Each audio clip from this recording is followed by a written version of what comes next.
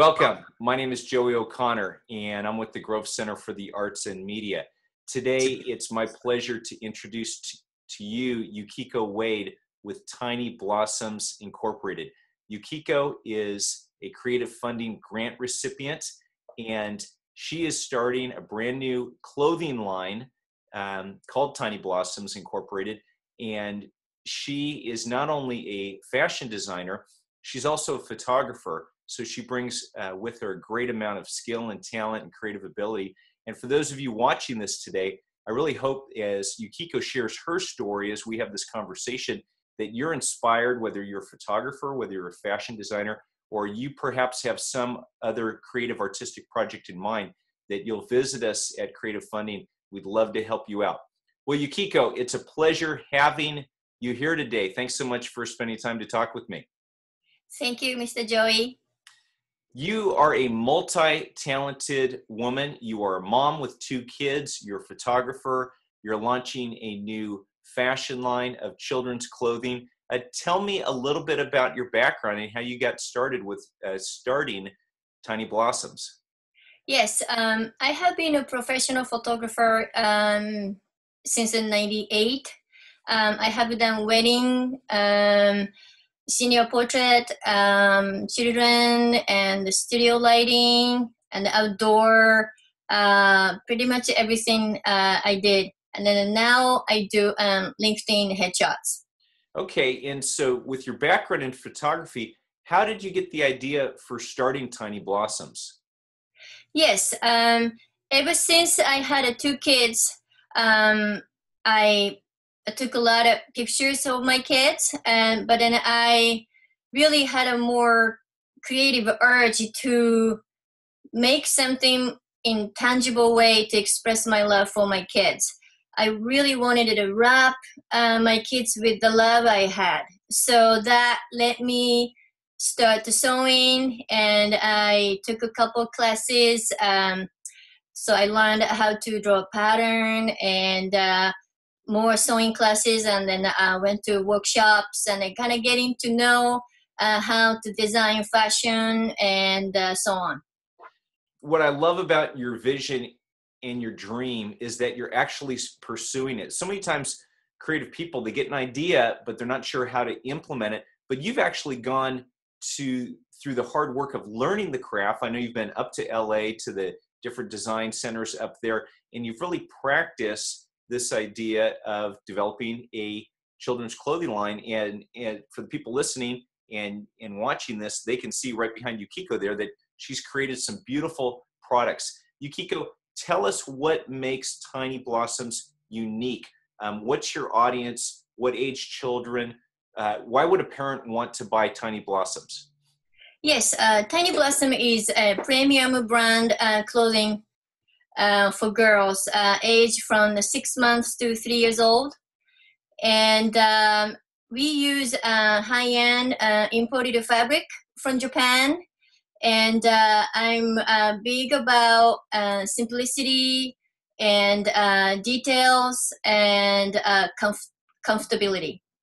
Wonderful. And I know specifically that your product is sourced from Japan, some of the materials that you purchased. Tell us a little bit about those. Yes, some of the garments are made unique way. So I make the special tags to inform the customers that how this fabric made and then it came from. So I like to inform, educate customers. That's great. And I've gotten to see a number of photos related to your products. You've got them there on the rack behind you. I know that even though you're sourcing the product, a lot of the materials from Japan, you also care a lot about local manufacturer. Tell me about that. Yes, my husband and I really strongly believe in support the local employment in LA or in the States. And so all the garments will be sewn in the United States. Wonderful. And so not only is that an important value to you, you also have 2 different causes related to this campaign. And what I love about your dream and your vision is not only do you want to produce a quality children's clothing line, but you also care about people. You're a very compassionate person, and you really want to see proceeds go to benefit other people. Tell us about these two projects that are really close to your heart. Yes, one is for Japanese orphans. In 2011, a Great East earthquake disaster happened in Japan and wiped out 1,800 people's lives in a city, Bikuzen, Takata, where my sister and then her family lives. And a lot of buildings are destroyed, and then many kids became orphans. And we believe try to give them a hope, and so we decided to donate the part of the money to build a public library in the city, so where all the children can go and then read books and then gather to get the hope and encouragement. Wonderful. That's a great project.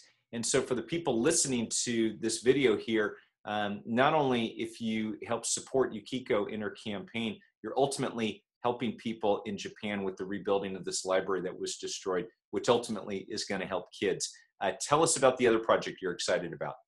Yes, other project is to install well systems in Rwanda villages. A lot of time, many kids in Rwanda spend the whole day to pick up dirty, infected water from river or swamps, and then bring them home, and then they drink, they cook with that, and then they get sick because they have no other choice.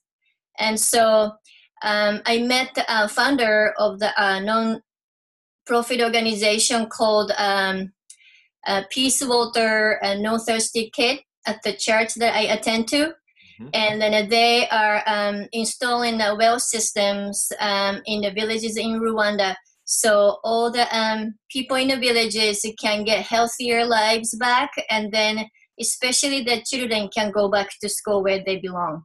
That's great. So with both these projects, they're very personal to you, one with a sister in Japan, as well as personally knowing the founder of the Clean Water Project.